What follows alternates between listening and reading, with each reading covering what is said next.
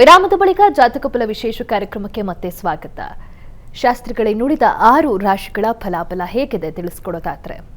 ತುಲಾ ರಾಶಿಯವರಿಗೆ ನೋಡಿ, ನಿಮ್ಮ ರಾಶಿಯಿಂದ ಸಪ್ತಮದಲ್ಲಿ ರವಿ ಗುರು ಇದ್ದಾರೆ. ಹೀಗಾಗಿ ದಾಂಪತ್ಯದಲ್ಲಿ ಅನುಕೂಲಗಳಾಗುತ್ತೆ. ರವಿ ಲಾಭಾಧಿಪತಿ ಉಚ್ಚನಾಗಿದ್ದಾನೆ. ಹೀಗಾಗಿ ದಾಂಪತ್ಯದಲ್ಲಿ ಅನುರಾಗ ಸಮಾಧಾನ ಸಿದ್ಧಿಯಾಗುತ್ತೆ. ಯೋಚನೆ ಮಾಡಬೇಡಿ. ಇನ್ನು ದಿವಸ ದೇವತಾ ಅನುಕೂಲ ಇದೆ. ದೇವತಾ ಪೂಜೆ ಪುನಸ್ಕಾರಗಳಲ್ಲಿ ಭಾಗಿಯಾಗೋದಷ್ಟೇ ಅಲ್ಲದೆ ಮನಸ್ಸಿಗೊಂದು ನಿರಾಳತೆ ಇದೆ. ಅದೃಷ್ಟವಶಾತ್ ಅನುಕೂಲಗಳಾಗೋದು. ನಾನು ಅಂದ್ಕೊಂಡೇ ಇರಲಿಲ್ಲ ಅಂಥದ್ದಾಯಿತು ಅಂತೀವಲ್ಲ, ಹಾಗೆ ಅನುಕೂಲ ಆಗ್ತಕ್ಕಂಥ ಸಾಧ್ಯತೆ ಇದೆ. ಲಾಭ ಇದೆ. ವಿದೇಶ ವಹಿವಾಟಿನ ಅನುಕೂಲ ಇದೆ. ಚೆನ್ನಾಗಿದೆ ಈ ದಿವಸ, ಆತಂಕಬೇಡಿ.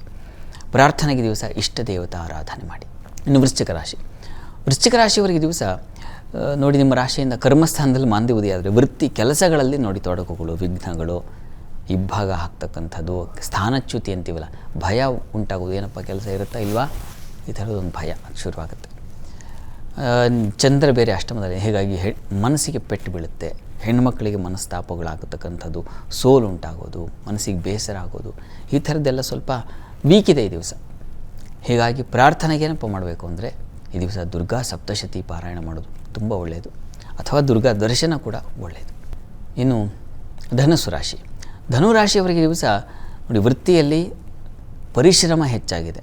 ಅನಾನುಕೂಲಗಳು ಸೂಚಿಸ್ತಾ ಇದೆ, ಸ್ವಲ್ಪ ಹುಷಾರು. ಈ ದಿವಸ ಸಂಗಾತಿಯ ಆರೋಗ್ಯ ವ್ಯತ್ಯಾಸ ಆಗುತ್ತೆ.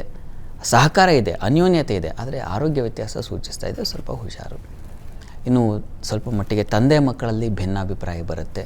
ಮನಸ್ತಾಪಗಳು ಉಂಟಾಗೋ ಸಾಧ್ಯತೆ ಸೂಚಿಸ್ತಾ ಇದೆ. ಒಂದು ಏನಪ್ಪ ಅಂದರೆ, ಬುದ್ಧಿಬಲ ತುಂಬ ಚೆನ್ನಾಗಿದೆ. ಹೀಗಾಗಿ ನೀವು ಅಧಿಕಾರದ ಸ್ತರದಲ್ಲಿದ್ದರೆ ನಿಮಗೆ ತುಂಬ ಅನುಕೂಲ ಖಂಡಿತ ಇದೆ. ಪ್ರಾರ್ಥನೆಗೆ ದಿವಸ ನೀವು ಈಶ್ವರ ಪ್ರಾರ್ಥನೆಯನ್ನೇ ಮಾಡಿ. ಮಕರ ರಾಶಿಯವರಿಗೆ ದಿವಸ ನೋಡಿ, ನಿಮ್ಮ ರಾಶಿಯಿಂದ ಅಷ್ಟಮದಲ್ಲಿ ಮಾಂದಿ ಉದಯಾದರೆ ದುಃಖ, ಕ್ಲೇಶ, ವ್ಯಥೆ ಇವುಗಳನ್ನು ಸೂಚಿಸುತ್ತೆ.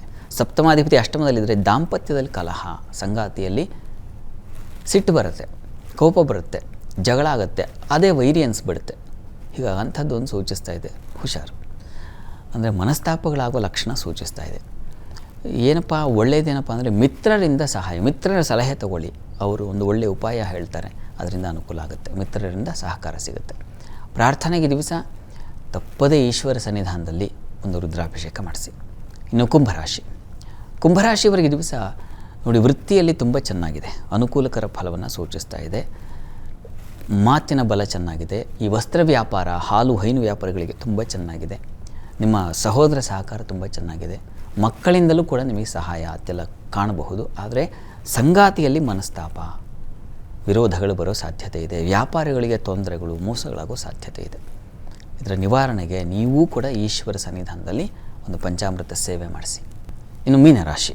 ಮೀನರಾಶಿಯವರಿಗೆ ದಿವಸ ನೋಡಿ, ಮಾತಿನ ಬಲ ಚೆನ್ನಾಗಿದೆ. ವಾಗ್ಬಲ ಚೆನ್ನಾಗಿ ಕೆಲಸ ಮಾಡುತ್ತೆ. ವಿದ್ಯಾರ್ಥಿಗಳಿಗೆ ತುಂಬ ಚೆನ್ನಾಗಿದೆ.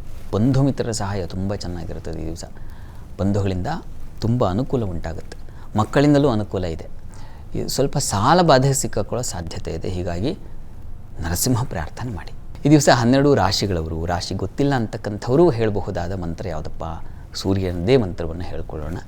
ಓಂ ಆದಿತ್ಯಾಯ ನಮಃ. ಈ ಮಂತ್ರ ಹೇಳ್ಕೊಳ್ಳಿ, ಸೂರ್ಯನ ಕೃಪೆಯಾಗಲಿ. ಶಾಸ್ತ್ರಿಗಳೇ, ಈ ದಿನ ಜಾತಕ ಫಲ ಸಂಚಿಕೆಯಲ್ಲಿ ಪಂಚಾಂಗದ ವಿಶೇಷತೆ ಜೊತೆಗೆ ಸೂರ್ಯ ಪ್ರಾರ್ಥನೆಯಿಂದ ಸಂತಾನ ಅಪೇಕ್ಷೆಯಲ್ಲಿರುವಂತಹ ದಂಪತಿಗಳಿಗೆ ಯಾವ ರೀತಿ ಲಾಭ ಆಗುತ್ತೆ, ಆ ವ್ರತವನ್ನು ಹೇಗೆ ಮಾಡಬೇಕು ಅನ್ನೋದನ್ನು ತಿಳಿಸ್ಕೊಟ್ರಿ. 12 ರಾಶಿಗಳ ಫಲಾಫಲಗಳನ್ನು ತಿಳಿಸಿ, ತೊಡಕುಗಳಿರೋರಿಗೆ ಪರಿಹಾರಗಳನ್ನು ತಿಳಿಸ್ಕೊಟ್ರಿ. ಯಾವ ಒಂದು ದೇವತೆಯ ಪ್ರಾರ್ಥನೆಯನ್ನು ಮಾಡಬೇಕು ಅನ್ನೋದು ಕೂಡ ಪ್ರತಿಯೊಂದು ರಾಶಿಗೂ ತಿಳಿಸ್ಕೊಟ್ರಿ. ಧನ್ಯವಾದಗಳು ಶಾಸ್ತ್ರಿಗಳೇ. ಸರ್ವೇ ಜನಾ ಸುಖಿನೋ ಭವಂತು, ಸಮಸ್ತ ಸನ್ಮಂಗಳಾನಿ ಭವಂತು. ಎಲ್ಲರಿಗೂ ಶುಭವಾಗಲಿ. ನೋಡಿದ್ರಲ್ಲ ವೀಕ್ಷಕರೇ, ಇದಾಗಿತ್ತು ಇವತ್ತಿನ ಜಾತಕ ಫಲ ವಿಶೇಷ ಸಂಚಿಕೆ. ನೇರ, ದಿಟ್ಟ, ನಿರಂತರ ಸುದ್ದಿಗಾಗಿ ನೋಡ್ತಾ ಇರಿ ಏಷ್ಯಾನೆಟ್ ಸುವರ್ಣ ನ್ಯೂಸ್.